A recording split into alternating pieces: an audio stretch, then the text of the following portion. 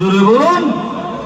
কিন্তু যদি রাস্তায় বাজারে দোকানে হই হই হই হই করে ঘুরে ফকির সাহেব হুজুরের রুহানি খায়েশ পাওয়া যাবে? একটু জোরে বলেন। কিছু কিছু মানুষ দেখলাম জামাত হচ্ছে, তারাবির নামাজের জামাত চলছে, মাগরিবের জামাত হলো, মানুষ রাস্তায় ঘুরছে টুপি মাথায় দিয়ে, দোকানে বাজারে ঘুরছে, এখনো পর্যন্ত ঘুরছে। শুধু আত্মীয় স্বজন মেহমান যারা সব এসেছে যে যার বাড়িতে, এলাকায় শুধু ফোন করে বলছে কি জানেন, বলে আমাদের এলাকার জলসাটা একবার দেখবি আয়। ঠিক না ভুল?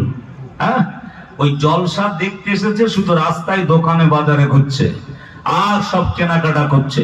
ভাইরা, যুবকেরা, মুরব্বী বাবাজিরা, মনে রাখবেন এই একটা সেকেন্ড, একটা মিনিটের হিসাব আল্লাহ পাকের দরবারে কিন্তু আমাদের সবাইকে দিতে হবে। ঠিক না ভুল? জোরে বলে।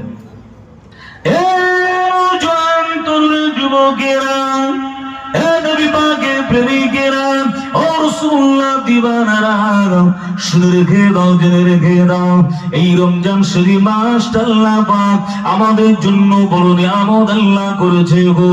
এ নওজোয়ান তরুণ যুবকেরা, এই রমজান শরীফ মাসে আপনি এমন করে যত খাবেন, যত খুশি ব্যয় করবেন, যত খরচ করবেন, আমার আল্লাহ পাক আমাকে আপনাকে হিসাব নেবে না।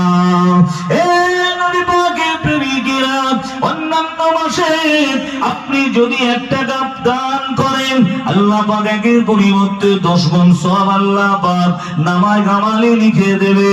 এ নওজোয়ান তরুণ যুবকেরা, কিন্তু রমজান শরীফের মাসে বান্দা যদি এমন করে 1 টাকা দান করে, আমার আল্লাহ পাক এর পরিবর্তে 70 গুণ সওয়াব আমার আল্লাহ নামায় আমালে লিখে দেবে।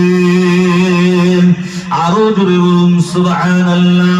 এ নবী পাকের প্রেমিকেরা, ও জওয়ান যুবকেরা, আজ কিন্তু তোমরা এসেছো নেকি কামানোর জন্য, সওয়াব অর্জন করার জন্য, ফকির সাহেব হুজুর রুহানি ফায়েদ পাওয়ার জন্য। কিন্তু রাস্তায় খুললে হে নওজোয়ান তরুণেরা, গুনাহ হওয়ার আশঙ্কা রয়েছে। কেন অনেক যুবতী মহিলা, অনেক এমন করে নারীরা বেপরদায় রাস্তায় চলাফেরা করছে।